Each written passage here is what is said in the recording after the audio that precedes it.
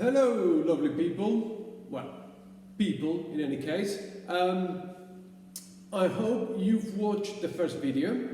I hope you've tried those simple questions that I put there for you. There's been no issues. You feel a bit more comfortable.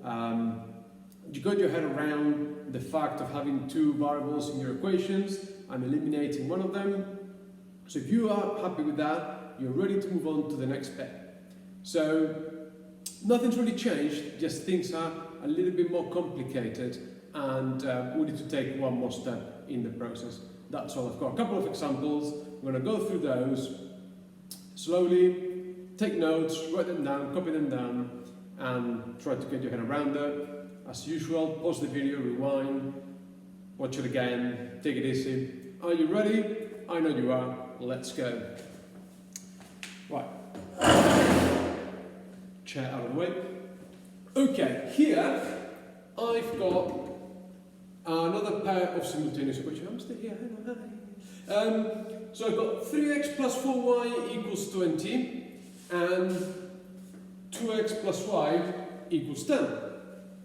Now, remember, step number one, find the variable of which we have the same amount.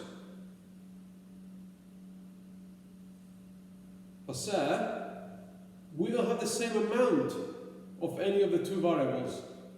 That's right, that's right. What are we going to do now? Well, let's make them have the same amount. And the way we can do this is by multiplying either one or the two equations by a number in order to make them have the same amount of the variable, okay? Let's see through an example. Okay. I've got 3x and 2x. I don't know what to do there just yet. But here I've got y and 4y. So it's going to be much easier if here I could make it have 4y. I just need to multiply this equation by 4. As follows. Let's label them. That's the first equation. That's the second equation. Okay? First equation, I'm going to leave it as it is, because that's already got 4y. I don't want to change anything.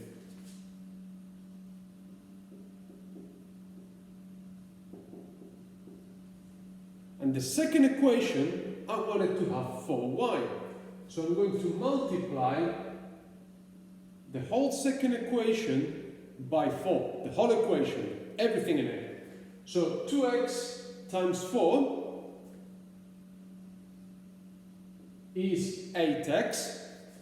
Y times 4 is 4y. And 10 times 4, don't even need to do that one there. Now we can go through our process. Have we got the same amount of one of the variables? Yeah, we do. We've made it have the same amount. We got 4y. Step number 2, check the signs. Are they the same or are they different? They're the same. Positive 4y, positive 4y. What did we do when the signs were the same? No. We subtract the equations. Okay? So we're going to subtract the equations. Remember, we can change the order of the equations. So I could take them away as they are now, do 3 minus 8, 20 minus 40, but then I would end up with negative signs and that makes life a little bit more complicated. So you could do that, but just easier to rewrite them. So I'm going to write this one underneath.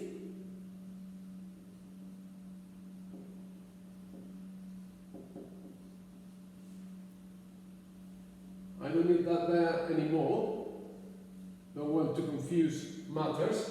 And we said we are actually going to take away 8x, take away 3x, 5x, positive 4, take away positive 4, that's 0, and 40, take away 20, is 20. So if 5x equals 20, x must be 4. There we are. We've got the first unknown. And now, what do? We have to substitute this into any of the two original equations. Which one are we going to substitute it in? It doesn't matter which one, but you're going to do a little bit less work if you substitute in the second one there this time. So, if x equals 4, I'm going to substitute this into there.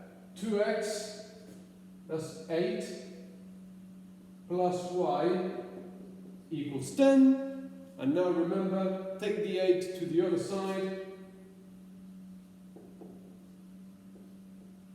Y equals 2. So I've got my two solutions. X equals 4, y equals 2. Substitute them in to make sure I haven't made a mistake. 28, 10, yeah, that's fine. Substitute them in, check that the solutions work. Fantastic, cool. Right, little bit trickier, maybe. Same thing, I just wanted to show you with negative signs. We've got these two equations here now. 3x plus y equals 13, 5x minus 2y equals 7. Alright, which variable are we going to try to have the same amount of? The x or the y? Well, the y again, it's a little bit easier. Equation 1, equation 2. What are we going to do this time in order to have the same amount of y's? Have a think.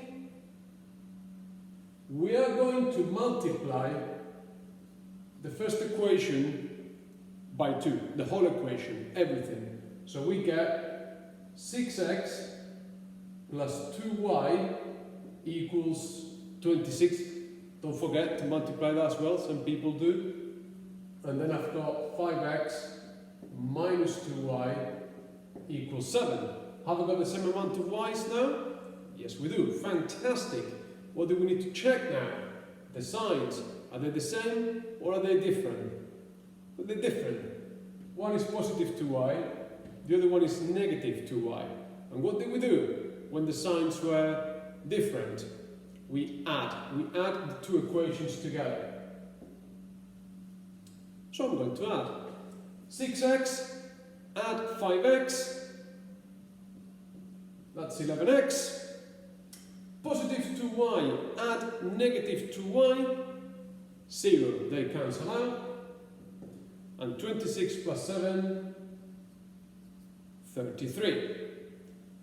11 goes to the other side, dividing, x equals 3. Okay, where am I going to substitute now my first solution?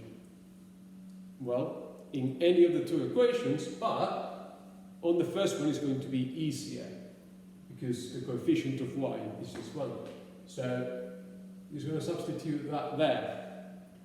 3x, 3 times 3, 9 plus y equals 13. You got it. Y is 4. Substitute your x and y values in the two equations to make sure that your answers are correct. So 9 plus 4 is 13. 15 minus 8 is 7. The two equations work. Answers are correct. And this is how you solve simultaneous equations by elimination, by changing one of the equations, okay? Any of the two equations. Next video, next lesson, next week, we will look at how to solve simultaneous equations by changing both equations, okay? It's a little bit trickier.